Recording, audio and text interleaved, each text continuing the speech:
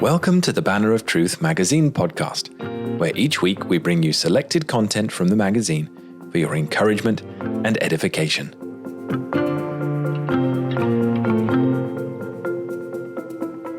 We've got something of a bonus episode for magazine podcast listeners this week. Here at the Banner of Truth, we are publishing this year a new edition of Wise Counsel, John Newton's letters to John Ryland Jr. As this episode goes out, the new edition is already available for purchase in North America and will be available in the coming weeks, certainly within 8 weeks, for purchase in the UK and the rest of the world. We thought, as we send this new edition out, that it would be good to sit down with the editor and ask about John Newton, the letter writer, this particular collection, and what is new in the new edition. We trust you'll enjoy the interview. It is my joy and pleasure to be joined by Grant Gordon, who is joining us from Ontario, Canada. Grant has ministered for many years in various Baptistic churches in Canada, but he's also maintained for a number of decades a keen interest in John Newton and has done a great deal of research into Newton's letters. And it's Grant's editorial vision and labors which have brought us this second edition of Wise Counsel, John Newton's letters to John Ryland Jr., edited with commentary by Grant Gordon. So, Grant, first of all, welcome to the podcast and thank you for joining us. Thank you. It's good to have you with us. Thank you. Want to ask you, first of all, about John Newton as a letter writer. Of course, many of us will be familiar with him as the author of Amazing Grace, will be perhaps familiar with him as the former slave trader turned Christian minister. But let me read just a sentence from your introduction. Those more familiar with Newton have long agreed that letter writing was his greatest gift. And then you say, in fact, Newton himself came to the same conclusion, though reluctantly. Could you say a little bit more about whence that reluctance came? Why was Newton reluctant to be recognizing that? Well, he felt he had a deep sense of being, eventually with a sense of call to becoming a pastor. He felt that that would be his primary role. And it was only because, now we send emails back and forth. Back then, people wrote. It meant they're writing all the time. In fact, their postal system was much better than it is today. I mean, it was very, very quick. And the next day, it would be in another city. It's quite excellent. And he began to see and hear that people were copying his letters and circulating them. So he thought, to make sure they're correct, he wrote back to about maybe 20, 24, 25 correspondents. And he said, would you return my letters that I sent to you?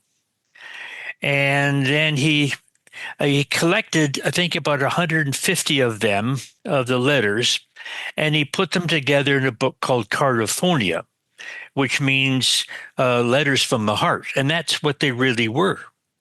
And he began to see that this is really his probably major gift. And let me read a comment that he gave. He says, I rather reckoned upon doing more good by some other work than by letters, which I wrote without study or any public design. But the Lord said, you shall be most useful by them. I learned to say, thy will be done. Use me as thou pleasest. Only make me useful.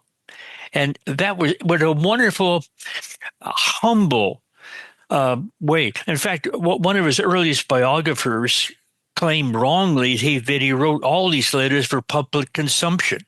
These were all private letters. This what makes them so unique. Now, when he published the letters, he deleted any personal information that would disclose the identity or embarrassing circumstances. But the advantage that I have is that I have the originals. I'm able to fill in the blanks. And his letter writing is, for me, let me say personally, he has been my pastor all these years.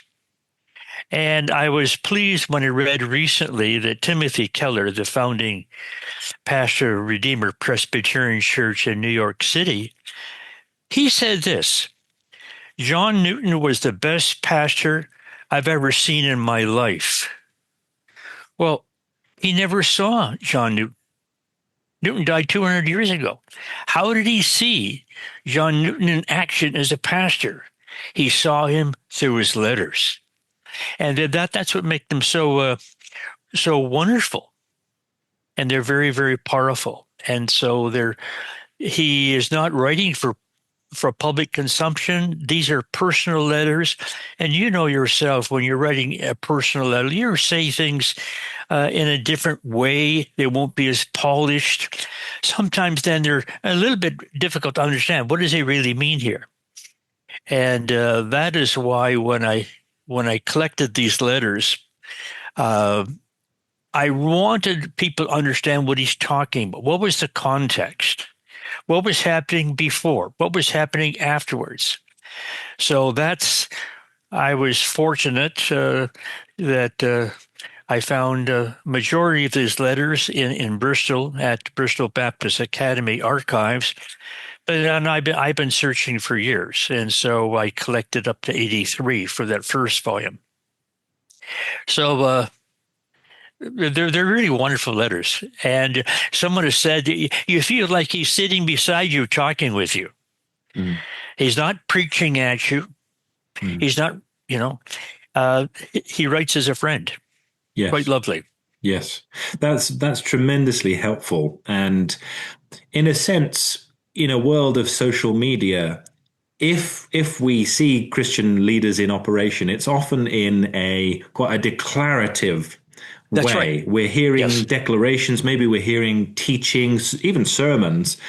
What we're not getting from them necessarily is that I want to come alongside you. Here's my pastoral counsel. Here's my loving counsel. And so to experience that secondhand, as it were, from John Newton is wonderful. And it's funny, I've also heard Ligon Duncan, I think, in fact, on this podcast, has also said that John Newton has been his pastor. So that's right. Yeah. That's a lovely, lovely thing. Now, these were, as I understand it, these were written to a minister who was both denominationally different from Newton and generationally different from Newton. Could you tell us a little bit about the man to whom these letters in particular are directed? Yes. Well, he met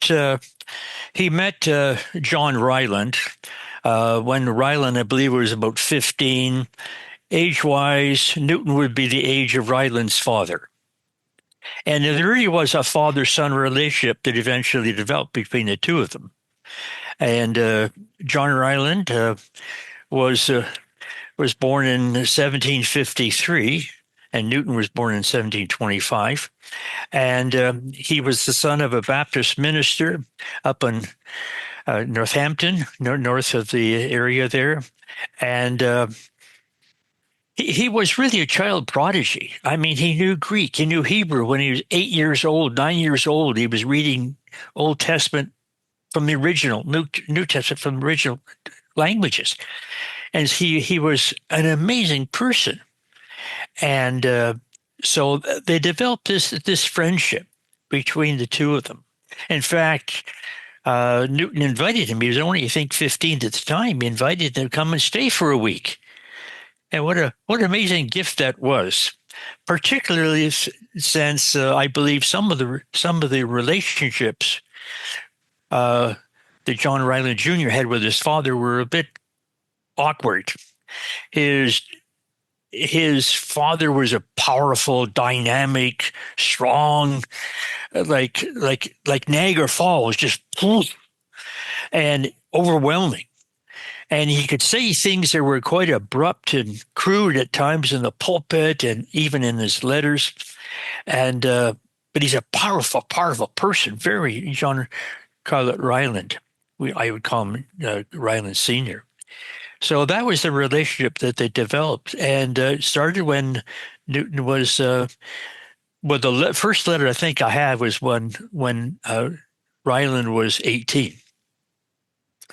And that happened because even at age 18, Ryland was already publishing things, largely at the push of his father. And so this is what happened. And then when Newton saw this one volume of poems, really deep, heavy duty theology, it's amazing for an 18-year-old.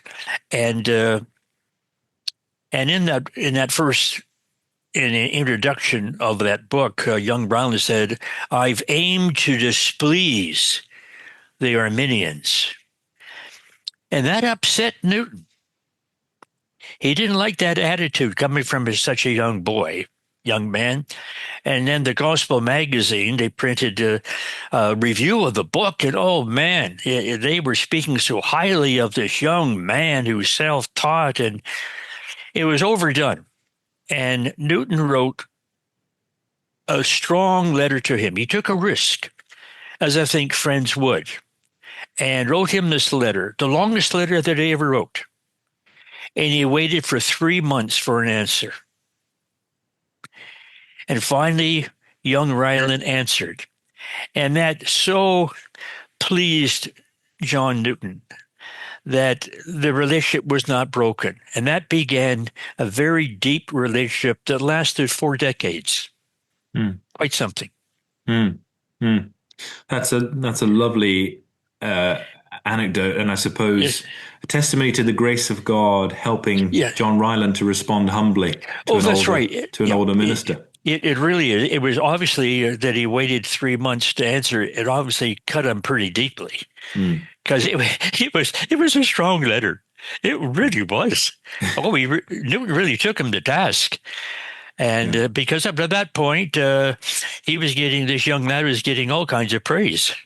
And in fact, I think at this point, he had sort of become the informal associate pastor or something to the church. So he was really a rising star. And all of a sudden, to have somebody rebuke him was quite something. Yeah. No, that's very helpful. So these letters are they're collected, of course, not for the first time. This is a second edition of the initial collection, but the initial collection represented letters, many of which you found and recovered, which are not published anywhere else. They're not found in Cardiphonia. That's right. So could you let us know, Grant, a little bit more about this collection in general, but then more specifically, what's different, what's new in this second edition? Okay. There are 83 letters in that first edition.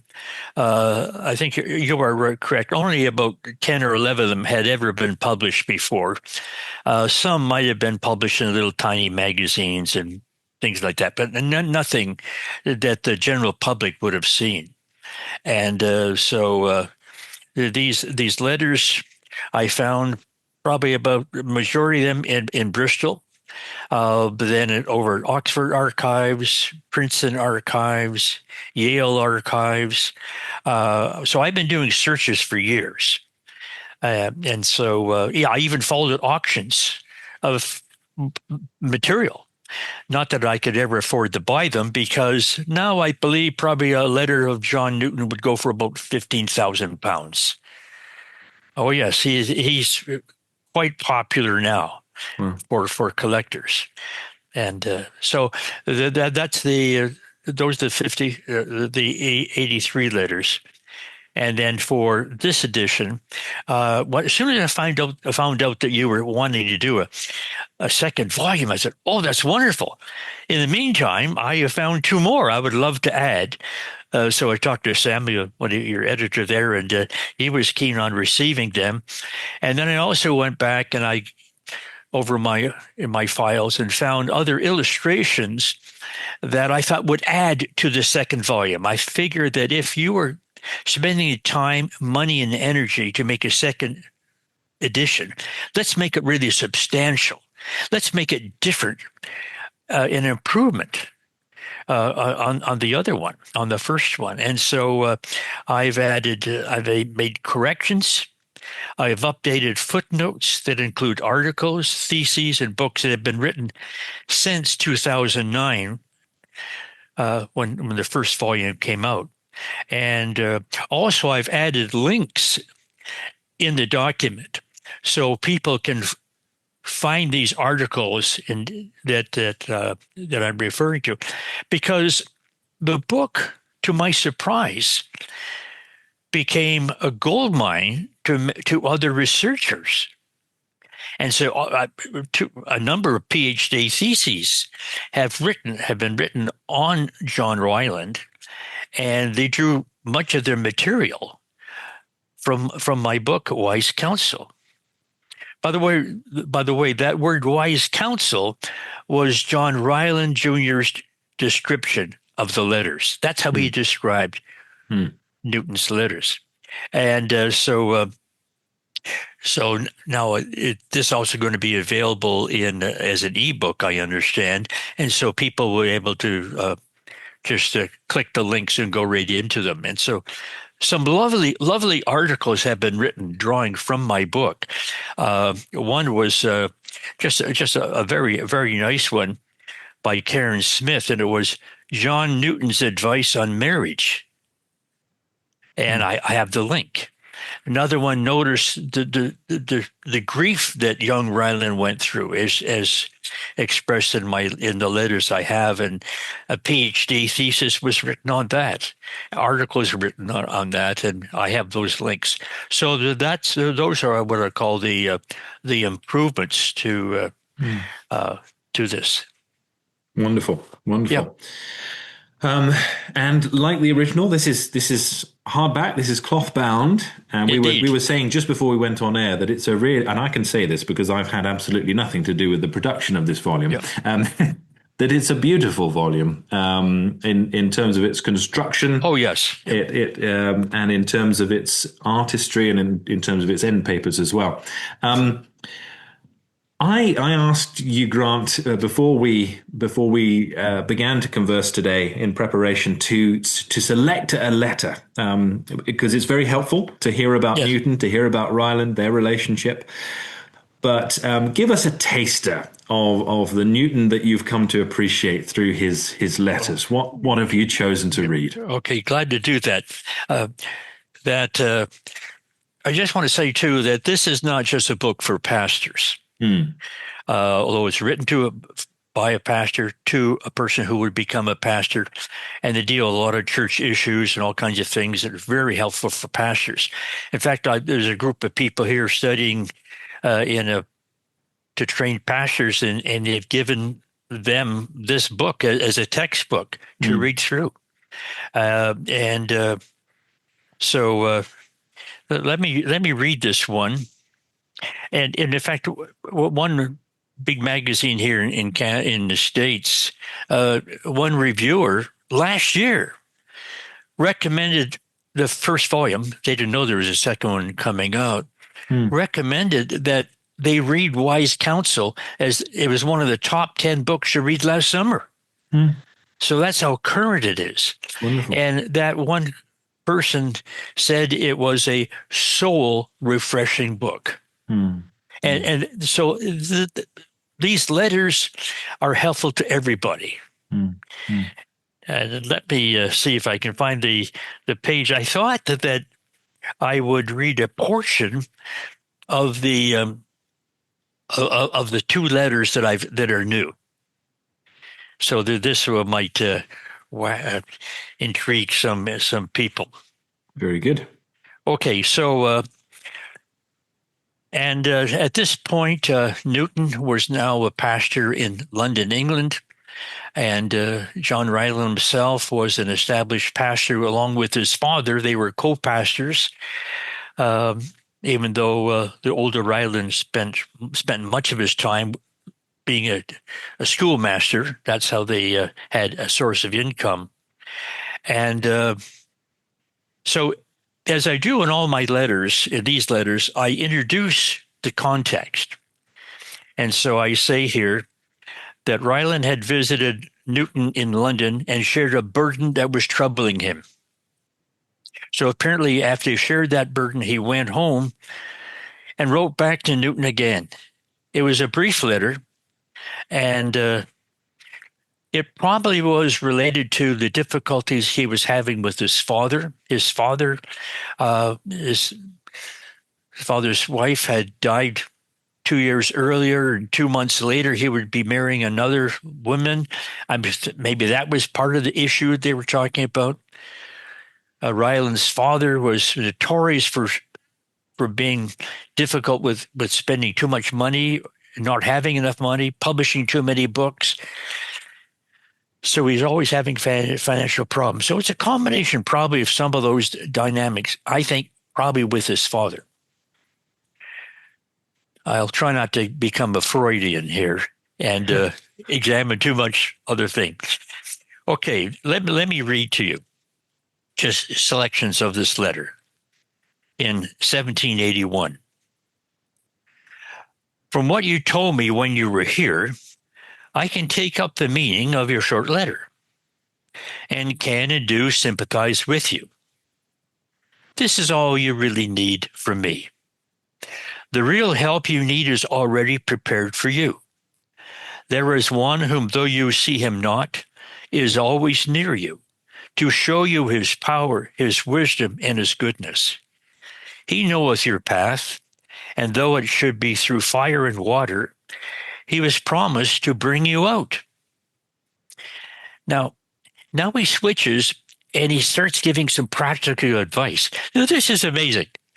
Sometimes some people are so spiritual, all the information is spiritual. Well, Newton was very spiritual, but he also had practical ideas. Listen to this. He says, try by being dependent upon him, you can get through at least one single day. If you do, then when tomorrow comes, make that a single day likewise, and leave the next tomorrow in his hands, and thus living one day at a time. Think of the future as a time you may not live to see, or that if you do, he who cares for you now will equally care for you then. And he was a great observer of behavior, how people think and acted. And this comes here now. We are apt to add to our burdens by looking too far forward. He has distributed the trials of life in daily allotments, so that we may not have too much to bear at once. But we, with our retrospects and our forebodings, are apt to collect them into a great burden, to suffer the past over again, and to feel the future before it comes, and we cry out that we are overloaded. That was our issue. We've caused that ourselves. Now he steps back and he's thinking more theologically here. Remember, likewise, that when you are at your wit's end, the Lord is not. Though he says or does or permits many things to prove us, he himself knows what he will do. His plan is fixed, and we may be sure it is a wise one.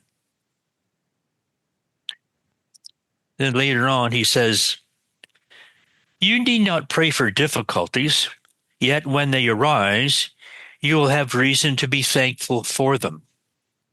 They will show you more of the wonder-working God than you could have known without them. Fight on and pray on and fear nothing, for the Lord is with you. Just very warm, refreshing advice that's both theologically sound and very, very practical. And this is what people have found in his letters. Yeah. That's beautiful and a wonderful taster. And I struggle to think that anyone could hear that and not have their appetite whetted for the whole collection. Yes, I hope so. And perhaps this is also a time to just encourage listeners, and perhaps this is most of us. It's very easy for us to live with our head in the news too much, to give ourselves over to anxiety. And also, there may be some of our listeners, some of us, who are tempted to spend too much time on social media with all of its Yes. controversies and trivialities and posturing and all of that.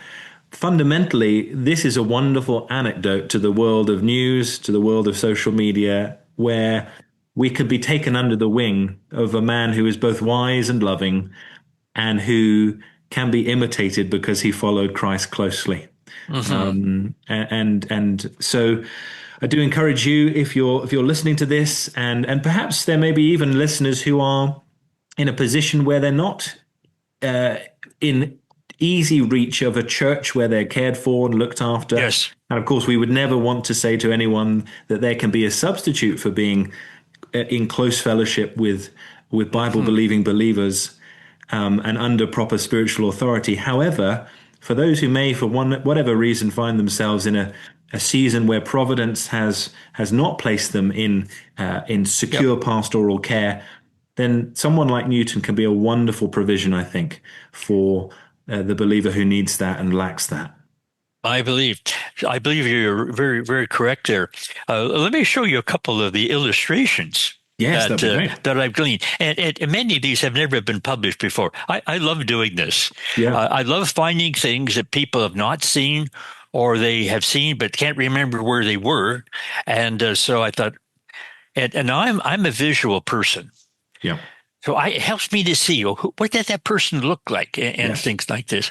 Very good. Now, just to make sure, Grant, please could you describe this as well for those who are just tuning in with their ears? Yes. Yeah. Okay. So in this revised edition, I include 10 new illustrations that I think most of them have never been published before. And these relate to the people involved in this book, mentioned in this book, both Newton and Ryland and Ryland's father. I mentioned earlier that Ryland's father was a gifted preacher, very strong, but very overpowering. And he eventually left the pastorate in Northampton and moved to Enfield near London to establish a school and probably a bit of a church. And he had just newly been married the second time. And this is a caricature of him teaching in the classroom.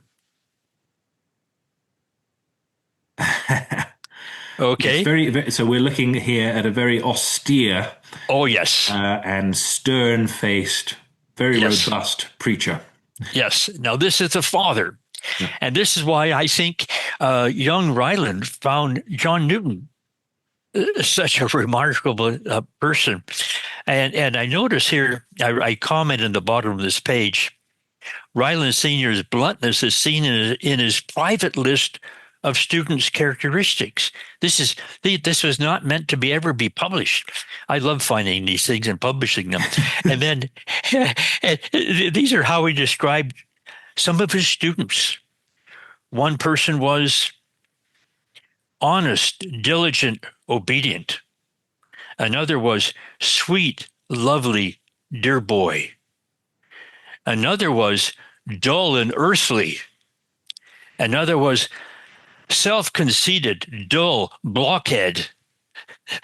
So that's how he described me. So some of his students, and that helps us understand why young Ryland gravitated towards connecting with John Newton. And one other lovely one. Eventually, when he became his pastor, and I guess I can't find it here now. Okay, here we are.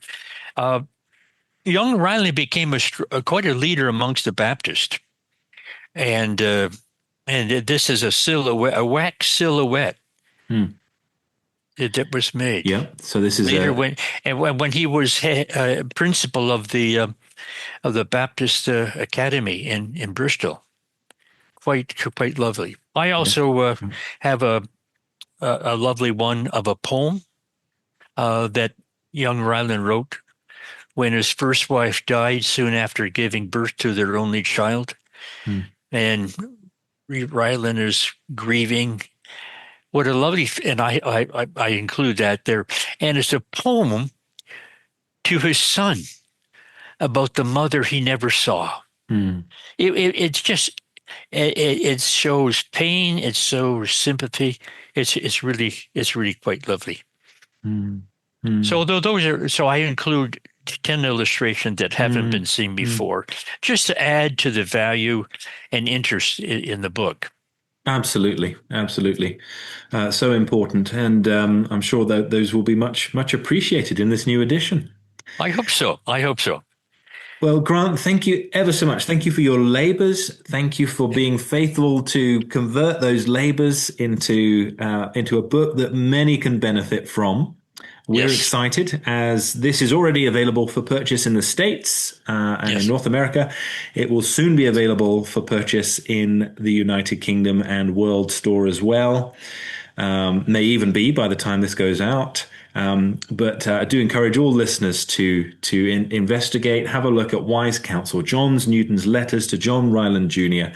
for a truly pastoral and rich feast for the soul.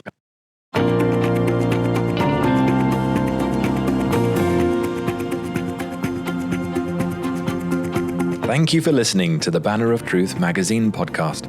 To subscribe to the magazine in print or digital formats, or both, see the show notes or visit banneroftruth.org.